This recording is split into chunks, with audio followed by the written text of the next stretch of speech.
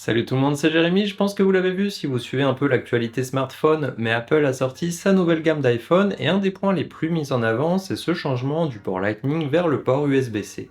Alors si vous êtes utilisateur de smartphone ou tablette Android ou même de façon générale d'appareils électroniques, vous connaissez déjà l'USB-C, ça existe depuis un petit moment et c'est quand même devenu le standard pour tout le monde, sauf Apple jusqu'à présent, même s'ils l'ont déployé progressivement, d'abord sur leur ordinateur, tablette, etc. Donc qu'est-ce que ça nous change à nous, utilisateurs d'autres appareils qu'Apple, qu'ils s'y mettent enfin sur leur smartphone? De prime abord, pas grand-chose, mais en fait vous allez le voir, ça pourrait bien être bénéfique pour nous aussi. Alors le premier point évident, c'est si on a actuellement d'autres appareils comme une tablette, un ordinateur, des écouteurs, etc. et juste un iPhone, se promener avec un câble Lightning juste pour un appareil, c'est pas des plus pratiques. Et si on l'oublie et qu'on arrive chez quelqu'un qui n'en a pas, on est un petit peu embêté pour en trouver un. Dans le sens inverse, ça m'est arrivé plusieurs fois qu'un utilisateur d'iPhone vienne chez moi en oubliant son câble, mais en n'ayant que de l'USB-C, je pouvais pas vraiment l'aider. Maintenant, ça sera plus le cas et c'est quand même le principe d'avoir un standard pour tout le monde. Deuxième point, vous le savez, Apple reste un des plus gros vendeurs de smartphones et de fait, pour les fabricants d'accessoires, c'est une valeur sûre. Ils savent que s'ils fabriquent un accessoire spécifique à l'iPhone, ils vont en vendre beaucoup au moment où le téléphone est disponible, mais ils vont aussi continuer à en vendre sur plusieurs années car ce sont des appareils qui fonctionnent bien sur le marché de l'occasion et qui durent dans le temps, contrairement aux appareils Android qui ne se revendent pas aussi bien et on a pas mal de changements de design et autres. Et avec toutes les marques existantes, ça vaut pas vraiment le coup de miser dessus. Ça veut donc dire que certaines marques d'accessoires qui ne faisaient que des accessoires en Lightning jusqu'à présent vont se mettre à faire des accessoires en USB-C pour l'iPhone.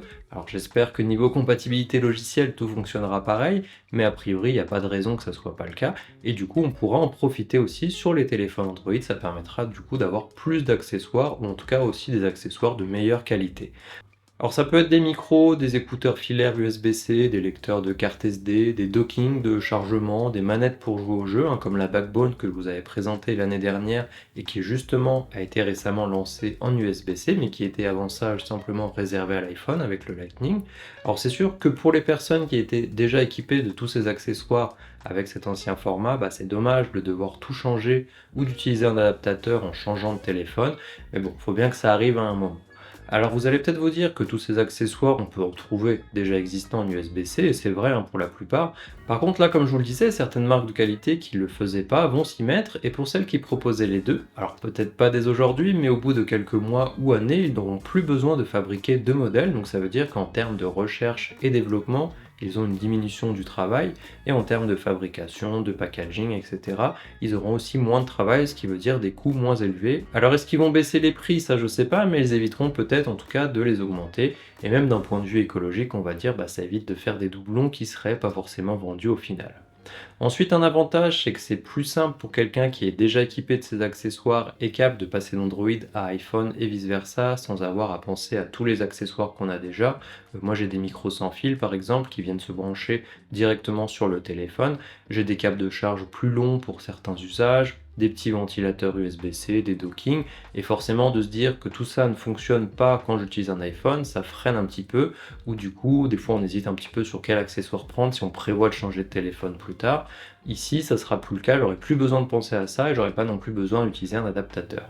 Par la suite, ça pourrait donc permettre à des personnes sur iPhone de passer à Android plus facilement, mais ça sera pas avant plusieurs années, bien entendu.